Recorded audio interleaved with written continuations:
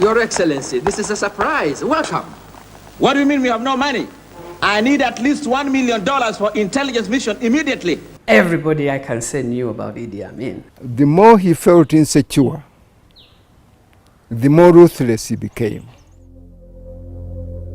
To the world, Idi Amin is the embodiment of all that's dark and almost animal-like that came out of Africa. He used to kill people, that man. Whoever could come against him, he would just kill.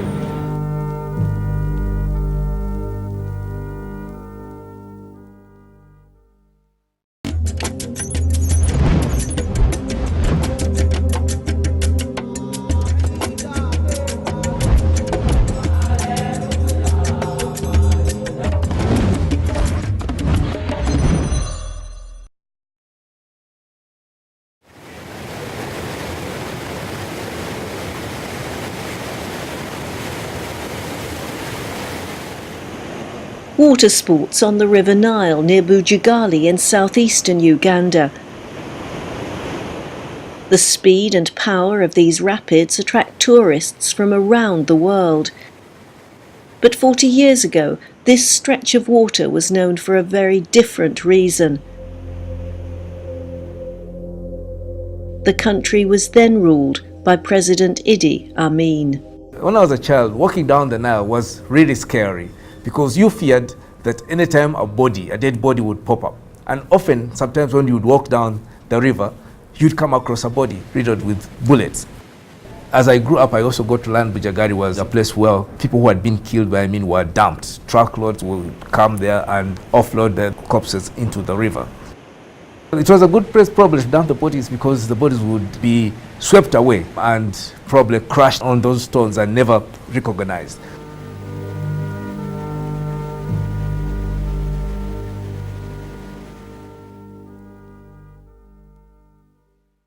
I will well and truly exercise. Idi Amin seized power of Uganda in a military coup in 1971. He was head of the army and in his mid-40s. So help me God.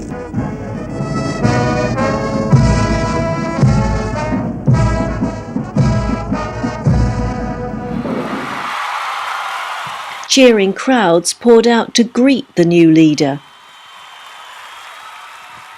It's difficult to say this now, but yes, we were very, very happy. You know, I think like all young people, you were looking for change. I was at the university then. There were celebrations all over the university, and he came around in a jeep, an open jeep, and you know, we would wave from our hostel. So yes, the euphoria that was there at that time was that hopefully it was bringing a positive change. But Idi Amin was to become one of the 20th century's most infamous leaders. Some 300,000 people are said to have been killed during his 8-year rule. To the world, Idi Amin is the embodiment of all that's dark and almost animal-like that came out of Africa. Because the stories about Amin of he, variously drinking human blood, he, keeping the heads of his victims in fridges. So those horrific images in the 1970s reminded people of the worst of Nazi Germany and of all that evil stands for: dark, mysterious, menacing, primitive, animal-like. Yet at the outset, the towering 6'4" Amin, who liked to be called Big Daddy, was in the spotlight for very different reasons. What I think people found fascinating was this very spontaneous person. The man who would be out there, would mix with the crowd, would join them in dancing or in any celebration. He was someone who connected so much with the common man. He was a man of the people. He was friendly, he was fun. He could sing, he could play the organ. He was very charismatic. He is what you call a character. So yes, there were two sides to the man.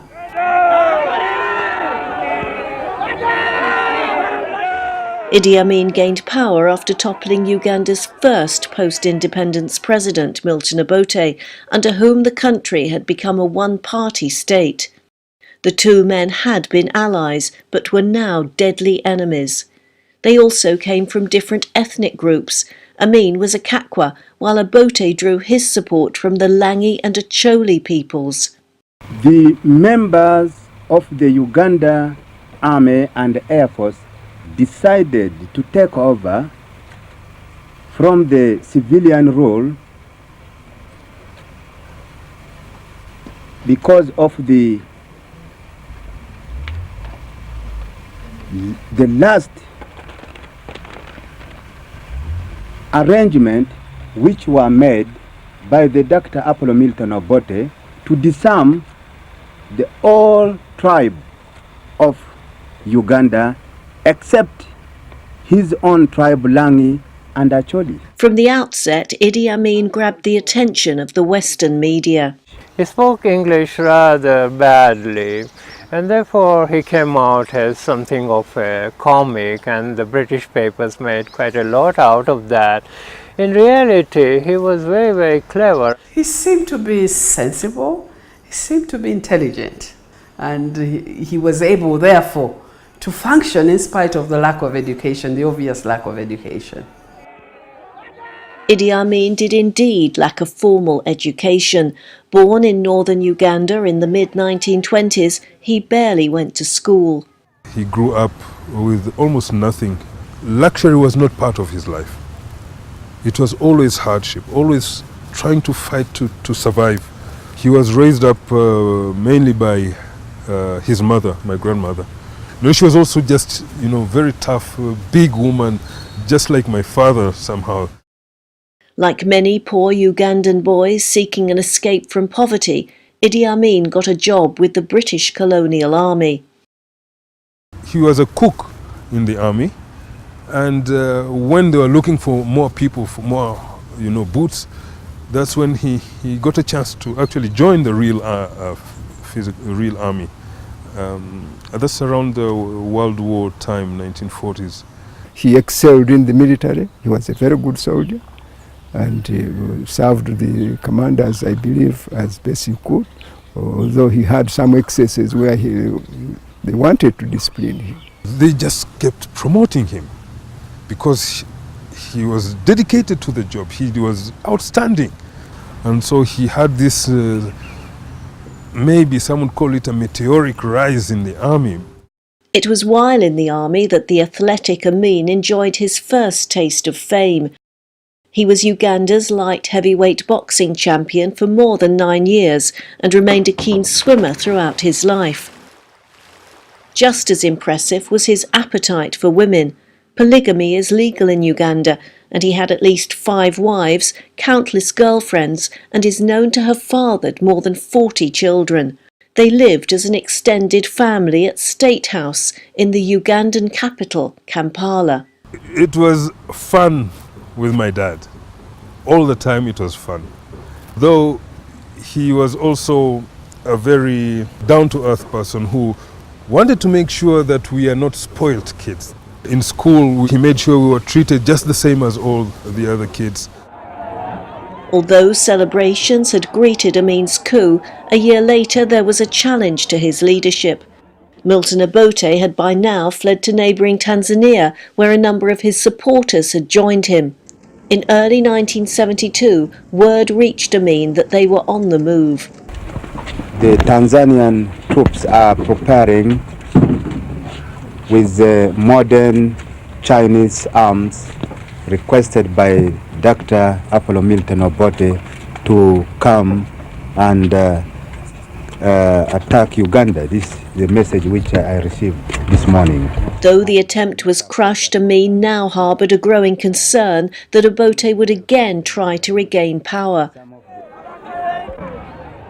By now, his lack of education and political inexperience were also becoming all too apparent. He just didn't have the capacity. He didn't know how to do it because he did not understand what they were doing. He did not understand the budget for a country. He had no idea what that was about. Foreign affairs, It really was the lack of education. He was doing the best he could from his point of view. And that was not the best from other people's point of view.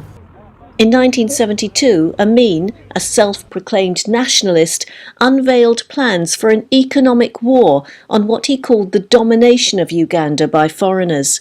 This is the paper, August 17th, all Asians must go. Valley Jamal's parents were among around 80,000 Asians then living in Uganda. Amin ordered them all to get out. At the time, Asians made up just 1% of Uganda's population, but controlled 2/3 of the non-food economy. Of course, we had a very, very privileged life. It was a life in which the gap between Asians and Africans was immense. The Asians, many of whom held British passports, were given 90 days to leave and allowed to take with them only what they could carry. Among many ordinary Ugandans, the move proved popular.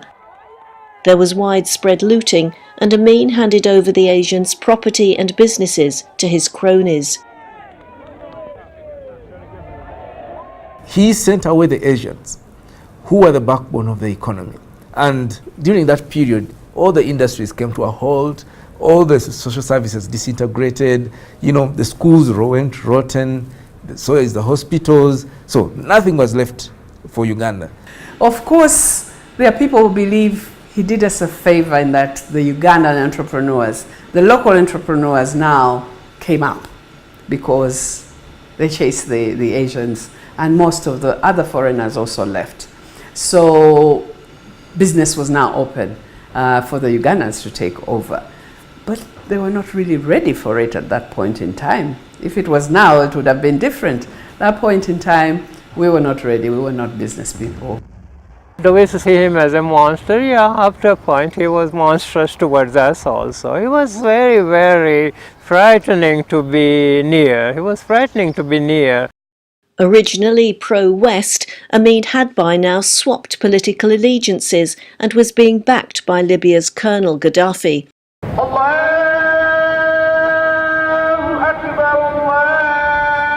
A convert to the Muslim faith, he declared Uganda an Islamic state and set aside land for the Kampala mosque that Gaddafi later financed.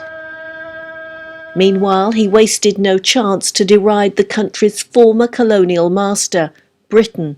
There's a cocktail party at one of our major hotels, and Amin has arranged, one of his publicity stunts to get a group of British businessmen in Uganda to basically carry him shoulder high and declare him the conqueror of the British Empire.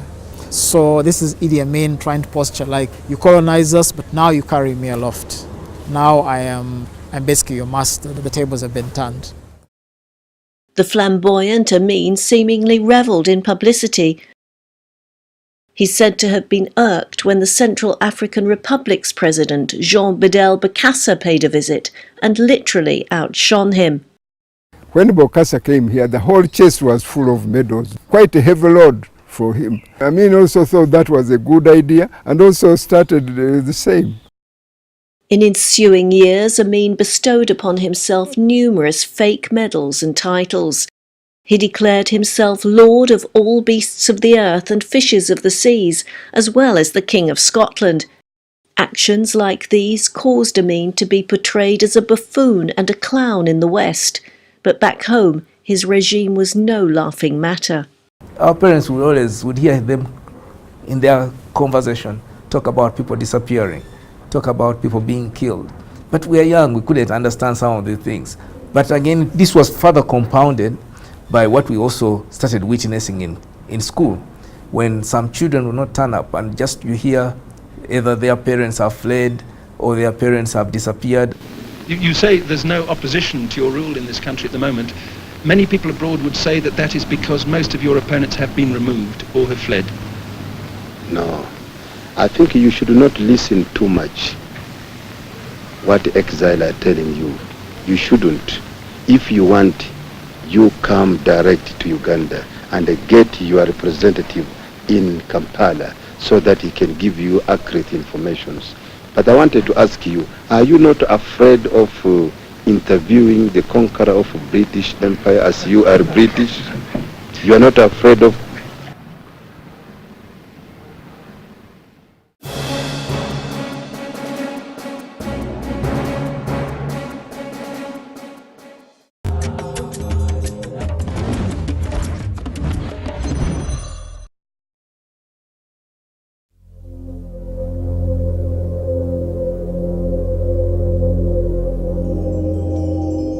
Among the most notorious elements of Idi Amin's rule was the State Research Bureau.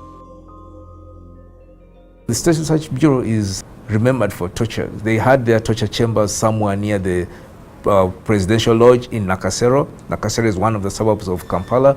And there they tortured and killed many people. It is said, from the accounts I've read, at the fall of Amin, the walls in the State Research Bureau head office were all blood-stained. We are going to see Idi Amin's torture chambers now.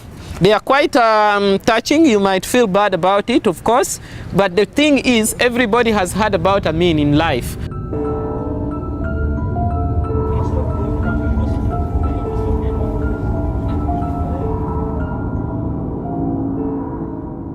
Today, Idi Amin's torture chambers are on the Kampala tourist trail. So it also had another metallic sliding door outside, just here on the gate. Then just inside there, it also had metallic sliding doors on all sides. And then prisoners could also die of electrocution. Thank you. The number one site on our tour is Idi Amin's torture chambers. Of course, if I talk about torture chambers, you feel you're hearing something like darkness, dark past. But many people in the Western world and many people from many other countries have also been hearing a lot about Amin. So however bad it is, however touching it might be, still people want to see it and they find it interesting. Just being in here with seeing how like damp and dark and scary it is, it's definitely shocking to see what went on here. It makes me think that Idi Amin was just a brutal, sadistic dictator. When you say dark side, you know, I presume you're meaning all this murderous person and that. For me, murderous, if I look at a horror movie and I see the guy going with all, you know, full of blood on him and all this kind of thing, and I'm like, but that wasn't my father. I never saw that kind of person. I remember an angry man over a particular issue happening. Yes, I've seen that. And even us, we would get scared. We'd get out of his way, you know. Something is wrong and he's angry about this and that. And that is the utmost of you know, of a dark person I've seen is someone getting angry. Photo documentary evidence, however, testifies to the extent of the killing and torture that took place during Idi Amin's rule. Prominent people were among the dead, but there were also thousands of ordinary Ugandans. During regular purges of the army, soldiers perceived to support Milton Obote were executed. Others were killed for their money, property, or women. Images like these were unseen in Uganda at the time, but published in other parts of the world they provoked outrage, but also fascination for the man who'd become known as the Butcher of Uganda. Behind all of this was this general myth or rumor or perception that Amin had a mental problem. There's so many reports about he having supposedly contracted syphilis as a young man. So there was always this question of, is this madness? Is this his brutal nature? Is that syphilis? Is he normal? Is he crazy? Amin's alleged interest in witchcraft and blood rites added to the intrigue. His solutions were through witch doctors, and you can imagine the kind of message they must have been giving him. Amin spoke quite casual about testing blood. It was not to me directly, but we were in cabinet meetings and was when anything that would give him a sense of bigness, and he would say it. Why Amin acted as he did remains a mystery, but there are many theories. The more he felt insecure, the more ruthless he became. The more he felt insecure, he would definitely want to do things that he wouldn't have done otherwise. He didn't even not have any idea of how to run a government. I pointed out that he was of humble education. He hadn't studied a lot. So that in itself, the inferiority complex, could have even made him to become brutal. Because how do you deal with people who are educated, yet you are not educated? People say he was good in the beginning because they say with time he just started losing control over his army, and also he fell out with many people, and he started also being very desperate. One death struck at the very heart of Idi Amin's family itself. It was that of his third wife, Kay, Hussein Jaruga's mother. I think it is a very tragic event. I even personally have difficulty getting to grips with it. I remember her, she was a very bright person. She was a very loving mother. She not only to us, her children, but to also other children. Kay's mutilated body was discovered in August 1974. She was aged around 30. I hadn't known about the conflict she had been having with my father at the time. The circumstances surrounding Kay's death remain a mystery. Perhaps inevitably, Amin's notoriety led to the finger being pointed at him. I had my discussions with him on it, and honestly, I really made my peace with my father on the issue of my mother. Yeah, I made peace with him on that, and he's clean. By the mid-1970s, there had been at least 2 attempts on Idi Amin's life, and it's said he was obsessed by the threat of a counterattack by Milton Obote. Then, in July 1976, came a humiliation that has been immortalised in films and books.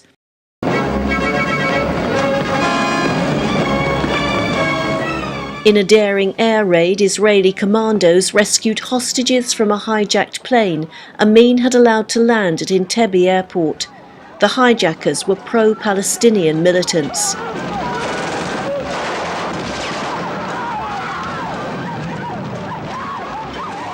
The Israelis also killed the hijackers and destroyed a quarter of Uganda's fighter planes. The raid of Entebbe exposed that Amin had no army. It was a weak regime. Amin had the ability to make the world fear by talking. But in real sense, there was no army. I can confirm that it was very devastating. After that raid, he never recovered his authority. So what capability does your Air Force have now? I can't tell you any secrecy because you might pass this information to South Africa, which I am actually aiming to destroy Johannesburg and Cape Town. This is my aim. I'm very serious about this. By 1978, Ugandan soldiers were mutinying and fleeing across the border to neighbouring Tanzania. Idi Amin sent in troops, Tanzania launched a counterattack, and in April 1979, Kampala fell. If you catch Idi Amin, what are you going to do with it? We are going to eat his flesh. In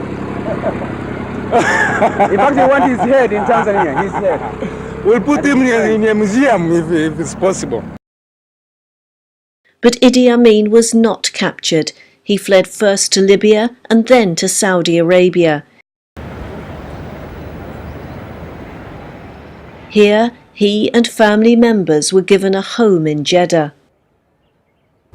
It was this retirement that he really needed from all this high-octane life of action man, media attention, war. Then finally, you have this so peaceful, normal life.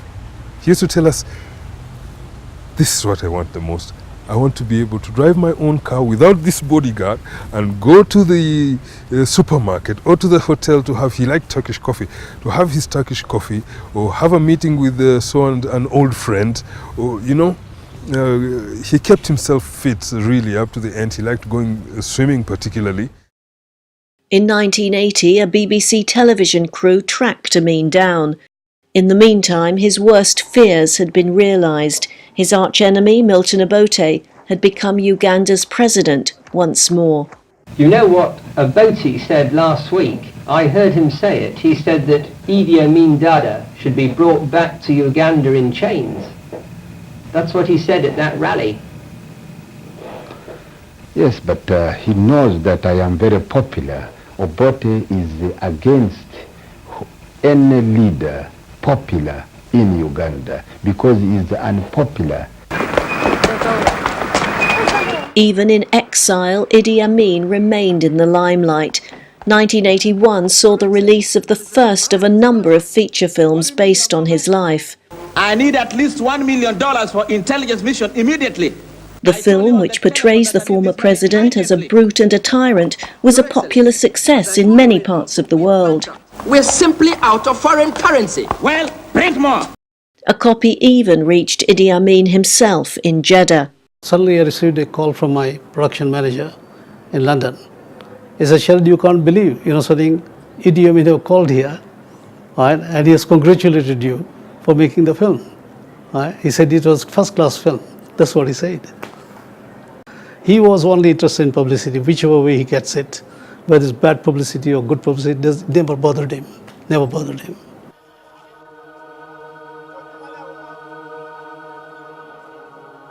Idi Amin remained in exile until his death in August 2003. He was in his late 70s and had been in hospital for some time.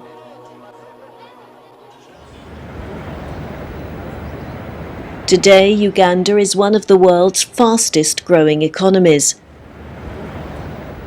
There are no monuments here to commemorate Idi Amin, no statues and no plaques. Yet, on the streets of Kampala, his name is far from forgotten. The bad thing about Idi Amin, he was a dictator and he didn't respect human rights. Idi Amin was a man who loved his country. He was a patriotic leader. Now every Ugandan is now beginning to remember him, to see as the best president ever this country will ever get. He used to kill people, that man. Whoever could come against him, he would just kill. The verdict of the rest of the world, however, is less ambiguous. He damaged Uganda's image. So much so that even in some parts of the world where you go, when you tell them Uganda, they say, "Oh, that country of Idi Amin."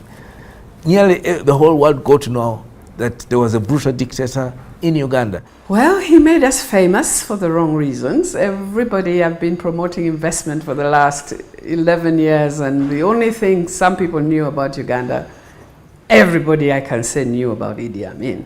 Murder, mysterious deaths, an African tyrant standing up to Western powers, bodies being thrown down into the river Nile, the world's longest river. The whole cocktail just basically meant that Amin would become that unforgettable person. Unforgettable, yes, but Uganda is moving on.